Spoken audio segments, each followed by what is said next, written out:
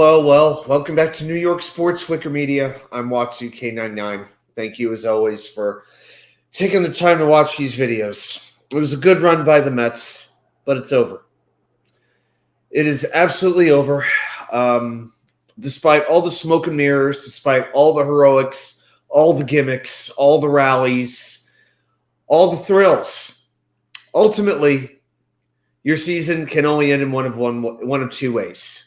Pure jubilation or disappointment. It's just varying levels of disappointment. And that's what this is going to be as they lose to the LA Dodgers in 6 games. They lost to a better team, and you can say, yeah, you lost to a better team. It's okay. I mean, and all that kind of stuff. Here's the thing. I have not seen any of my teams win a championship in 30 years, 4 months, and 6 days. But who's counting? The older I get, the more bitter I get.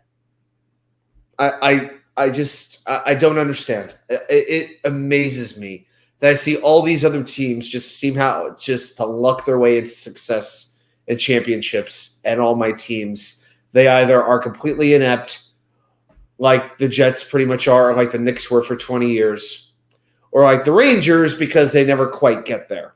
They'll tease you, but they're never good enough. But the Mets tonight gets off to a pretty good start. Michael Kopech, pitching for the Dodgers, has absolutely no control.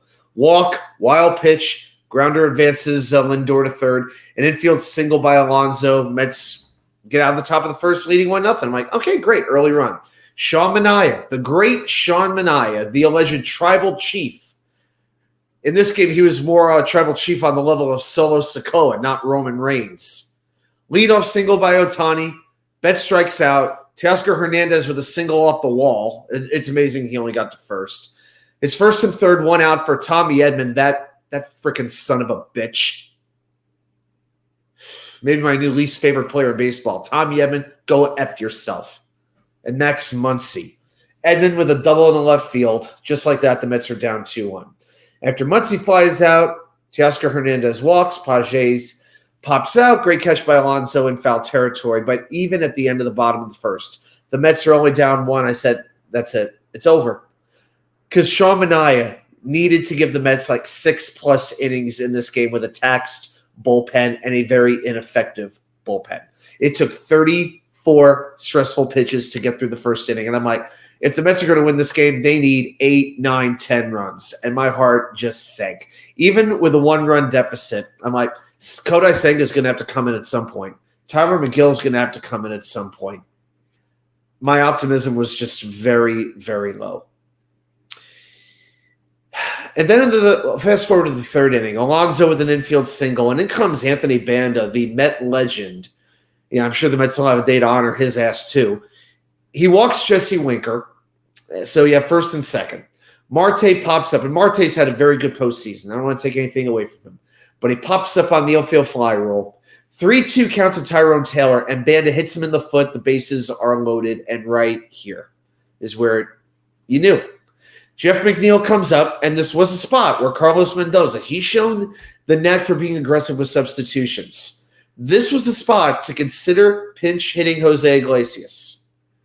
I know, granted, the Dodgers could have brought in a right-handed pitcher potentially, but McNeil gets the opportunity. Who's barely played in about 6 weeks, strikes out on 3 pitches. In the first 3 innings, the Mets stranded 7 base runners.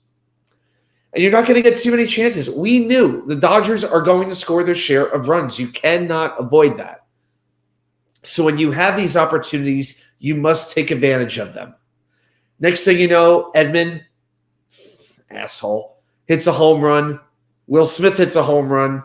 It's 6-1. You pretty much know it's done. Yeah, Markvientos with the 2-run homer for the little tease. One last little tease. But then in the top of the 6th inning, the bases are loaded, 2 outs. Jesse Winker flies out. Dodgers put it away the next inning. And it's over. The only good thing about it is that we don't have to deal with the humiliation of the Mets losing to the Yankees a second time in the World Series, because I don't think the Mets had anything left to give. So the Yankees won their JV level pennant because they beat nobody to get it. Let's see what happens when they run into a buzzsaw like the Dodgers. And all the Fox executives, they'll be jacking off with Vaseline and who knows what all night long. all night long because they got their dream matchup, Judge and Ohtani. Yeah, they'll be beating off the pictures of them. They got posters of them all on their walls. They'll be beating off to them tonight. I will not watch 1 minute of the World Series. Not a single minute. So, yeah, it was a good run by the Mets. Not taking that away. Good moments that will be remembered for a long time. But ultimately, this is not a team that's going to get celebrated. You're not going to bring back a team that got a wild card spot and made a run to the NLCS because that's celebrating mediocrity. At the least, you have to get to the World Series. At the least. This team failed, and it's going to look a lot different next year. Manaea, he's going to opt out. Who knows if he's going to be back?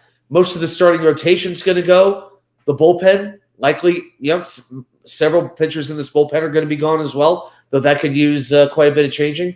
And there's a couple guys on one-year deals. Let's see what happens. Yeah, there's a core. Vientos, Lindor, Alvarez, Nimmo. Marte's got a year left. Iglesias, do you bring him back? It's a tough question. Do you move Vientos over to first base because Pete Alonso leaves? That's a possibility. There's going to be a lot of tough choices for David Stearns to make here. But the first order of business is pursuing Juan Soto, whatever it takes. Mets have a lot of very good young position players, and we'll get into all of that as the offseason rolls on, no doubt. Jett Williams, Drew Gilbert, Ronnie Mauricio is going to be coming back as well. You could put him at third base potentially. Brett Beatty, I don't think is a complete lost cause yet either. But when you have these opportunities, you got to take advantage of them because you never know. Look at the 2006 Mets. Never got back to the playoffs for another 9 years when it looked like they were at the beginning of a huge run. 9 years it took them to get back. Just hurts.